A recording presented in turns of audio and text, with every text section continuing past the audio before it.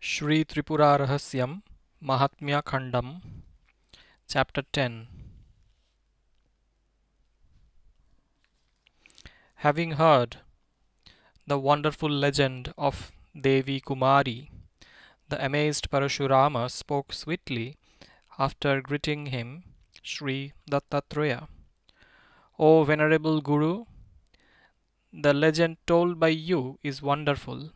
I have not heard any time in the past the great glory of Tripurasundari.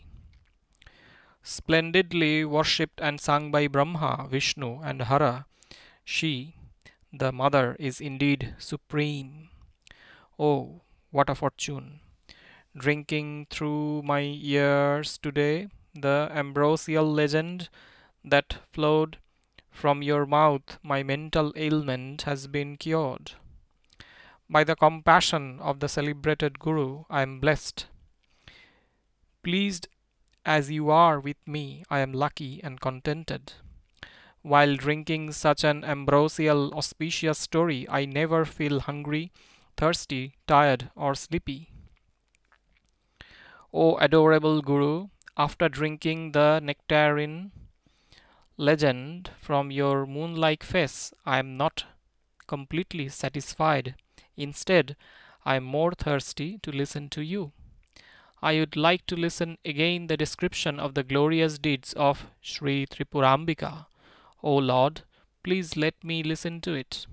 Pleased by the repeated request from Parasurama, the great Dattatreya, understanding his ample sincerity, spoke thus: O Rama, I will narrate to you the sacred stories of the incarnation of Devi Tripurambika. Listen.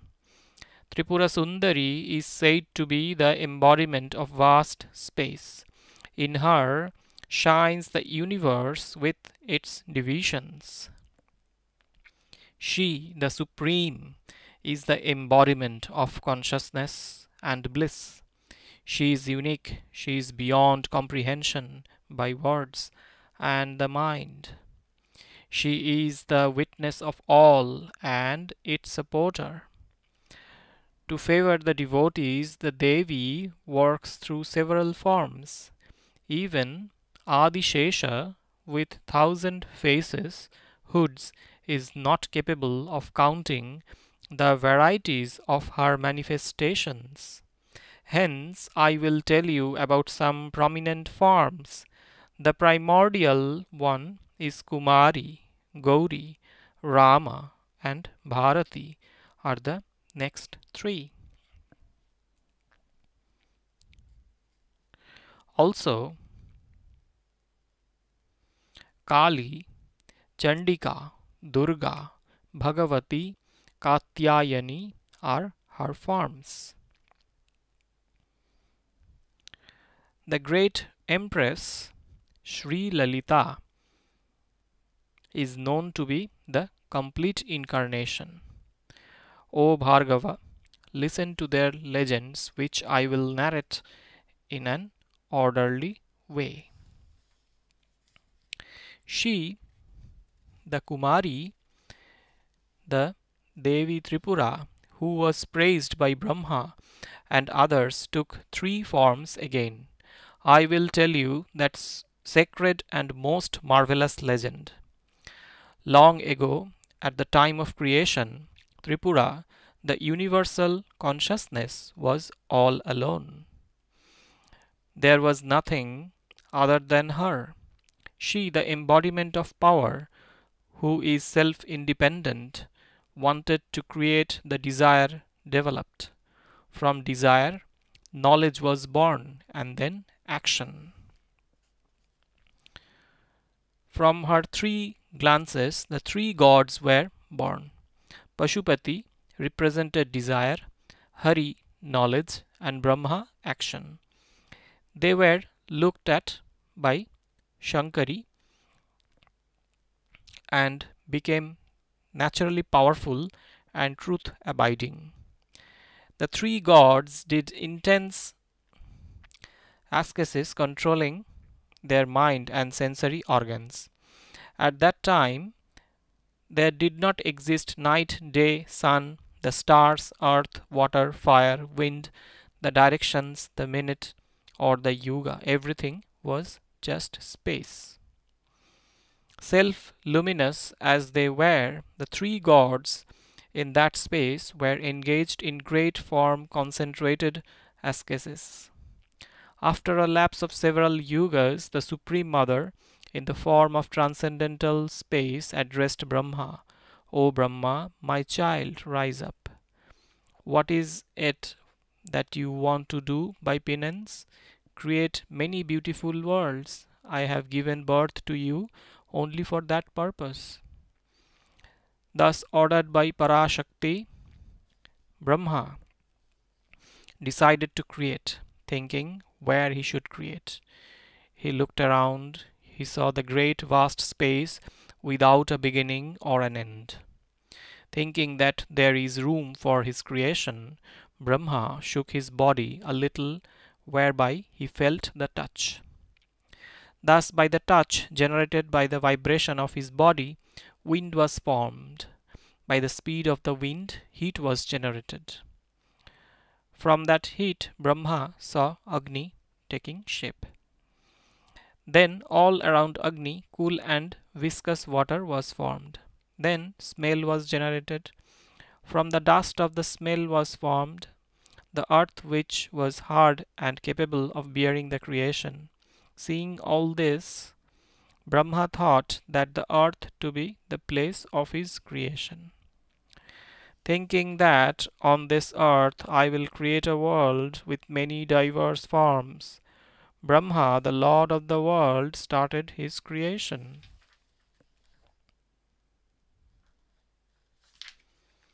Listening to what Dattatreya said, Parasurama, filled with doubts, spoke sweetly.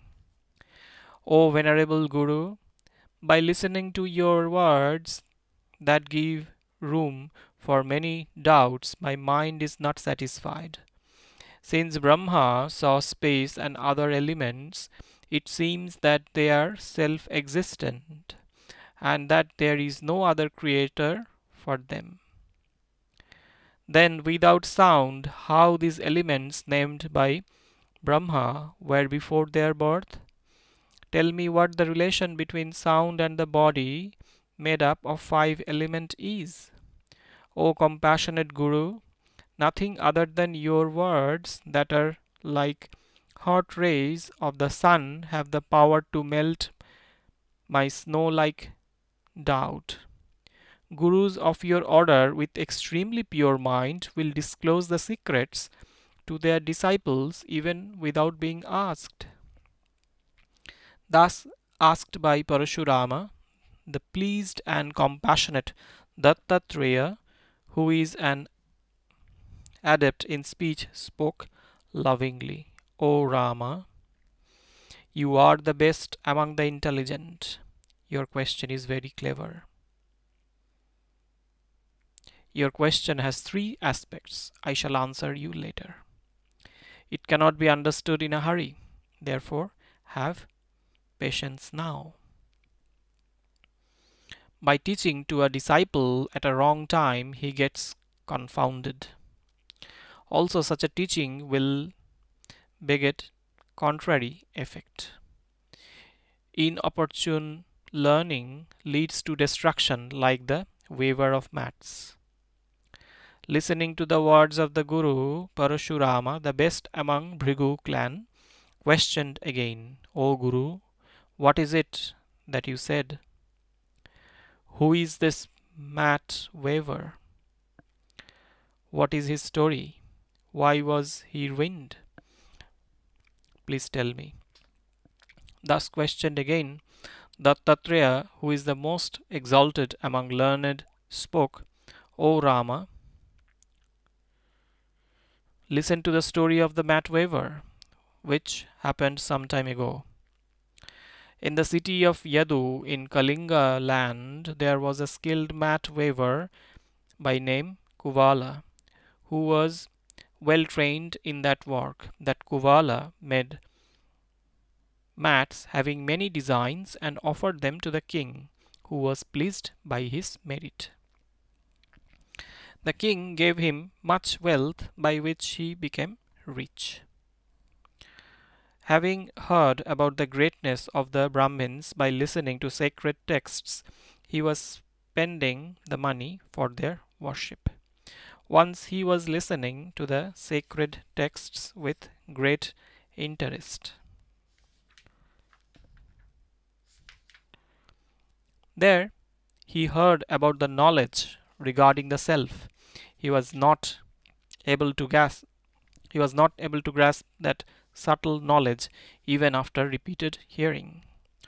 Then Kuvala secretly met one truthful Brahmin and told him thus, "O adorable Brahmin, I have heard many times your talk on the knowledge of the self, which is very profound. With mercy on me, at least once tell me its essence, which I will be able to understand." Thus requested by Kuvala, the Brahmin told him the essence briefly. "O Kuvala, listen, I will tell you in short the knowledge about the self. The essence of Vedanta is as follows. By keeping away from the cravings of the senses, remaining calm, taking all seen objects to be same as the seer, treating all equally, not discarding what comes to your lot, not aspiring for what you do not get, being contented, being fearless, you shall indeed conduct yourself with detachment." Listening to his words, the confounded Kuvala, without proper understanding, started treating the Brahmins as his equals, and lost respect for them. Becoming rich, he was always enjoying material comforts. He stopped listening to sacred talks as well as worship of God. Without the fear of sin, he turned an atheist and was ruined. O Bhargava, that was the story of the mat waver told by me. Therefore, knowledge imparted at a wrong time will be injurious. Thus the grandsire of the world, looking at the earth created from his mind, all moving and non-moving things along with human beings. Brahma created human beings, yakshas, gandharvas, siddhas, vidyadharas, kinnaras, rakshasas, danavas, daityas, demons, spirits, goblins, gods, manas, lords of gods, animals, horses, goats, birds, animals living on land, creatures of the sea, grass, creepers, trees, and varieties of dwelling places. All his creation was getting terminated in a moment.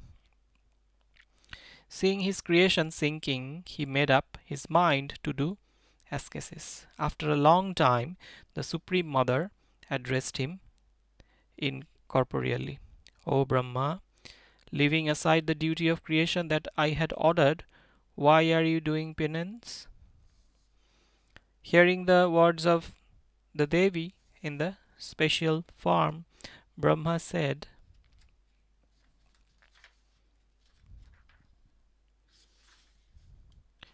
"O Mother, my creation is sinking in a moment after taking shape. O Shiva, nominate Vishnu for its protection." Pondering over the words of Brahma, Parameshwari, the transcendental embodiment of space, addressed to Vishnu incorporeally, "O Vishnu, wake up, stop your penance, and listen to me. You have been created by me for the purpose of protection. Taking my order, protect the creation of Brahma by your self-power." Hearing the words of the Supreme Devi, Vishnu, agreeing with her and saluting her, rose up to protect the world. By his self-power, Hari, the Lord of Yoga, protected completely all the created world. In this manner, the world, being created by Brahma and being protected by Vishnu, overgrew like a pond filled by the downpour of rain. The world was filled with the creation growing every day. The land was filled with creation that live on land. The sky was filled with animals moving in the sky. The waters were filled with water creatures. The holes, burrows, were filled with worms and insects. Similarly, the mountains were filled with trees and bushes. The forests were overfilled with quadrupeds, deers, and tigers. The interspersed space was infested by mosquitoes and flies. When the world was thus densely filled, there arose the hue and cry of creatures that were tormented. The universe, which was spread with lives, was cracking, just like a ripe pomegranate rich with seeds. Seeing such a suffocating and distressing situation of the world, Brahma with a sigh went again into penance for the sake of the world. Pleased by his penance, the Supreme Mother, the Supreme Devi, gladdened Brahma by her incorporeal voice. O Brahma, tell me quickly why you are performing penance again. Undoubtedly, I will fulfill your wants. Told thus, Brahma, the Creator, spoke to the Supreme Mother, O Mother, the world that is created by me and protected by Vishnu, the wielder of mess, is densely pervaded with lives and suffering. O Shankari, give orders regarding what is to be done next. Being reported thus, the Mother of the Universe told Rudra, the great Lord, O Rudra, enough of your ascesis. Get up soon and, according to my order, destroy the lives created by Brahma. Hearing the special voice of the Mother of the Universe, Pashupati saluted the Supreme Devi.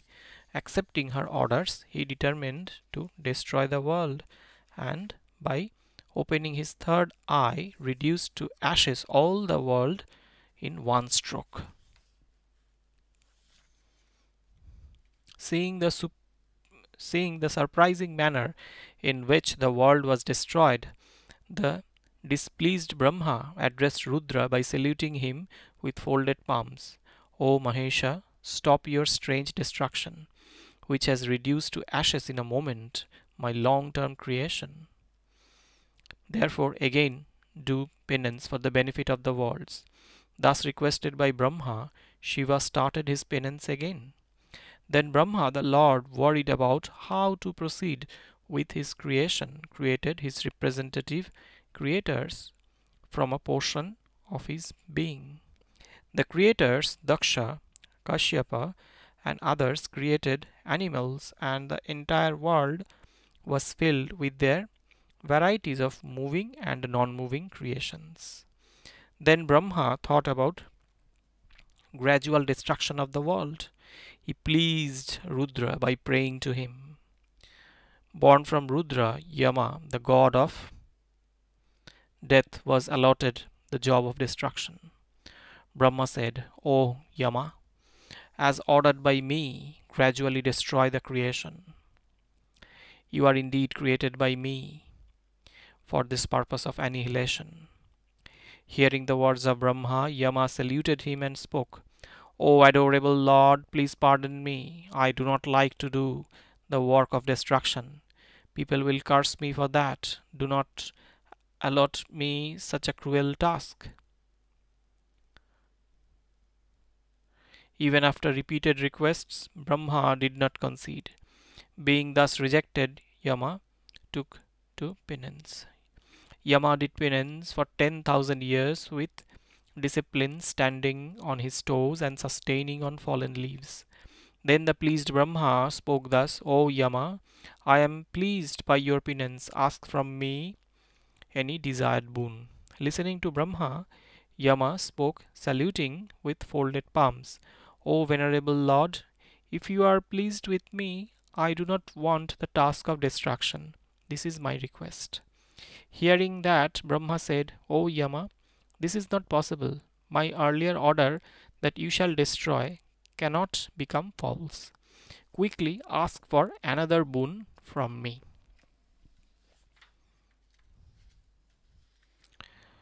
Hearing that, Yama wept terribly with fear. From his weeping eyes flowed a shower. Brahma collected that in his palm and spilled it on the earth. From that were generated varieties of diseases. Then Brahma said, O Yama, do not get worried. These diseases have been created to assist you. These diseases will attack first, so that people will not consider you as the killer. Thus your task will be accomplished. Pleased with the words of Brahma, Yama consented. In this way, the creation, protection and destruction activities of the world were organized. Brahma, Hari and Pashupati, who were engaged in their respective activities and due to that were tired, depressed and dull, they approached the great Devi, who is the primordial cause of the universe.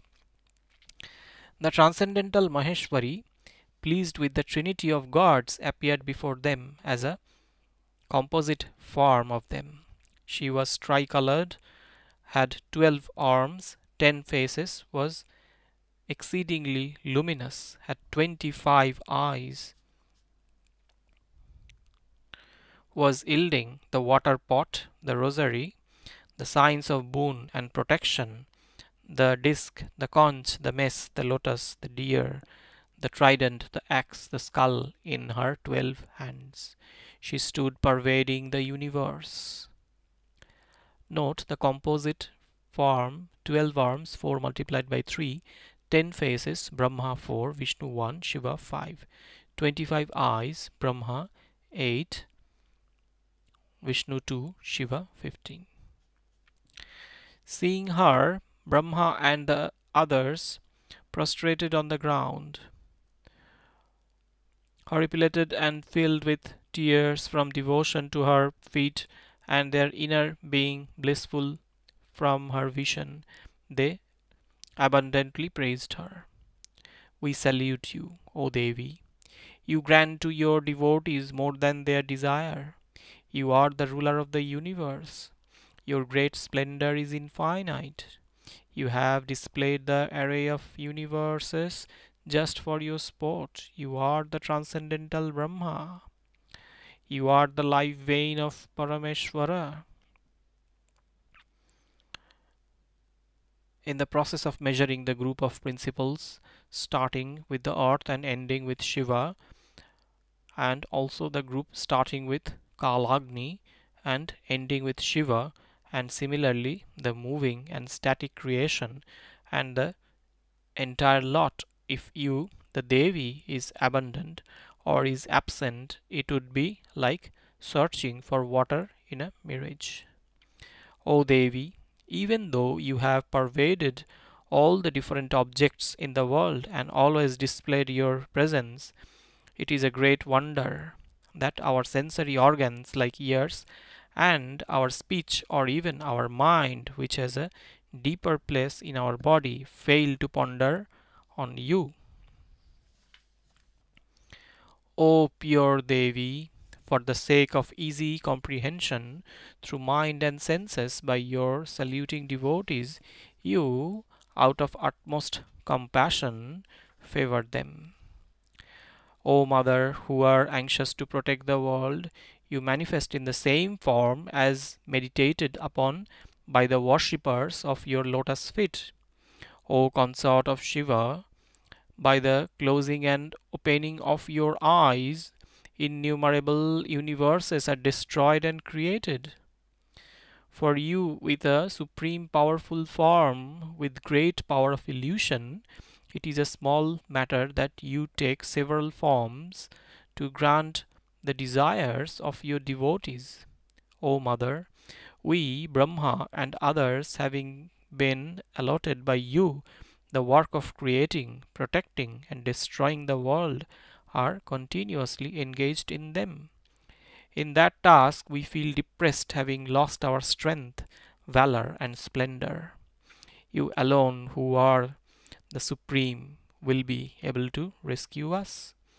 Thus praying Parambika, the protector of the universe, Brahma and others narrated their account after saluting her with love and devotion. Hearing the words of Brahma and others, the Supreme Devi, being pleased, spoke to them sweetly with affection.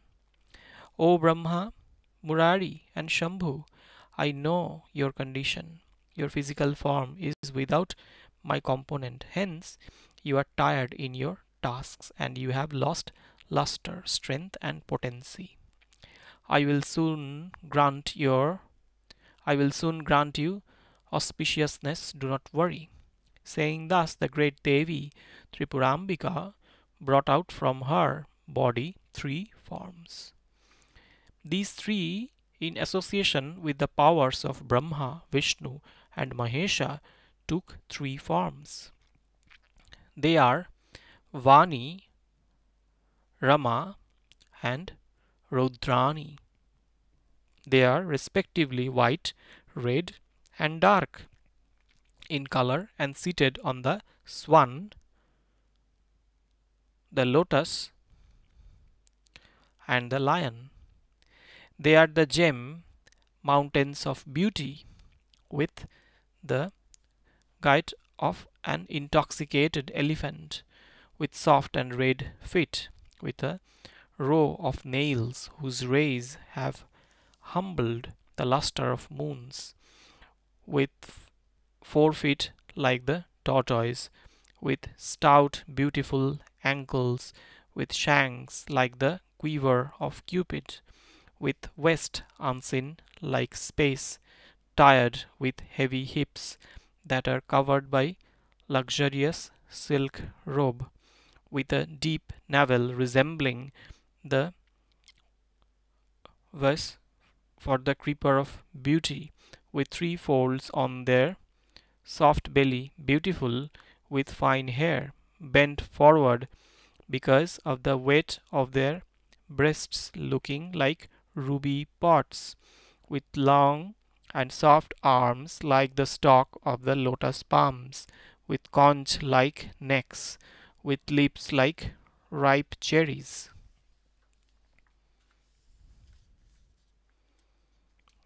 Beautiful with rows of teeth like the buds of jasmine, with beautiful nose resembling the bud of champaka flower, with the wind in the directions, quarters filled with the flood of aroma from their breath, with cheeks like a mirror made out of ruby, with 3 eyes looking like blue lilies, with broad temple destroying the elegance of half moon, with locks of hair looking like the compressed heap of darkness of the universe, with curly hair naturally having the fragrance of champaka flower, with crown closely studded with excellent gems, with golden earrings decorated with precious gems, with nose studs, the effulgence of which is being stolen by Shukra star, with gem-set necklaces beautifying the necks, with lotus-like faces at the tip of stem of pearl necklaces garland, decorated with gem-set bracelets, shoulder ornaments, bangles and rings, with silk garments bound by snake-shaped waistband and rope, with the vehemence of the jingling swan-shaped anklets. The Devi of speech Saraswati, of such beauty, with a hue like pure crystal, with 3 eyes, with moon on her head, holding the Veena book, signs of boon and protection in her lotus-like hands, was shining like a mass of knowledge. The Devi of wealth, Padma, the Devi of wealth, Padma, Lakshmi, of such beauty was shining with coral hue, with broad eyes, holding 4 lotuses in her lotus-like palms. She, Rudrani, of such beauty, was shining with a dark blue hue, like blossomed blue lily, yielding a sword, a shield, a trident, a mace in her 4 sprout-like palms, with a crescent moon at the tip of her crown. From the body of Tripurasundari, 3 forms of powerful goddesses, as described, manifested in a moment like sparks from a fire.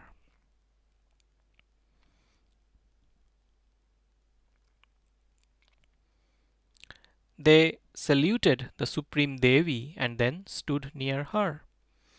The great Devi, Tripurasundari, spoke to Brahma and others.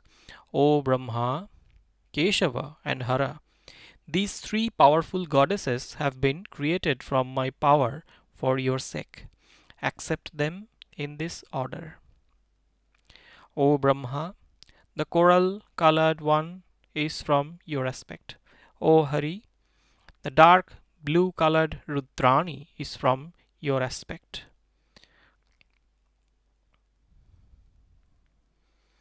O Rudra, Bharati with crystal color,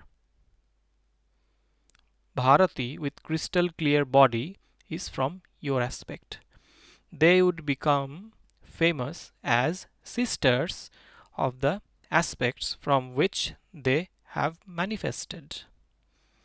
The sisters, the sister of Brahma to Vishnu, the sister of Vishnu to Rudra, the sister of Rudra to Brahma.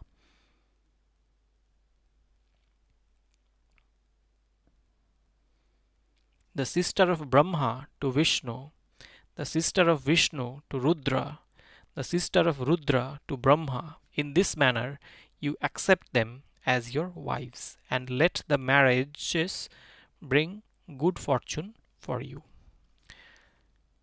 O Brahma and others, by such a marriage, with my powers, you will be happy without strain, and soon become fit in all your work that will be for the good of the world. Stating thus, the great goddess disappeared from that place. After her disappearance, the lords of the world reached their abodes along with their respective consorts. Then, on an auspicious day, the 3 lords got wedded according to rituals. At the foot of the mountain Meru, which was 10,000 yojanas broad, a beautiful marriage hall was structured by Vishwakarma. It had thousands of stout pillars raised up to 4 yojanas. Its sky-like canopy had astral designs and a border with gem bunch hangings. It was beautiful, with 30 yojana tall flags decorated with sapphire. Its coral pillars had engraved dolls. The golden flooring was spread with gem-set mats. The platforms were shining with precious gems. All over the lampposts were set with 9 kinds of gems. The doorway arches were of pure emerald. Every pillar was tied with plantain stem decorated with gems. There were gem-set dolls holding diamond-set fans. The hall was rich with the fumes of incense, camphor, musk, saffron. The excellent gems in the nooks and corners of the hall were glowing as if set ablaze from the augmented brilliance of the row of lamps.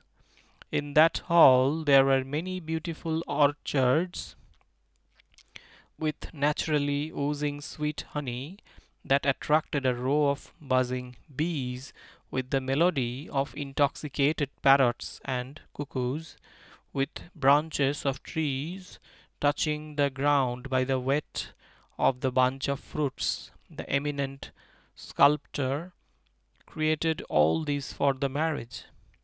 A group of gods arrived there in their decorated heavenly cars, which filled the gardens and the ground. At that auspicious event, even the spacious hall was overcrowded with thousands of seers, sages, siddhas, vidyadharas, and kinnaras, human beings, snake gods, ancient gods, and demons. The marriage hall was filled with the intensely sweet musical notes of the Gandharvas, with pleasing murmurs. The marriage hall was filled with the intensely sweet musical notes of the Gandharvas, with pleasing murmurs, with the dance of heavenly damsels like Rambha and others dancing to symphonic synchrony, with instrumental music of various sounds that was pleasant to hear.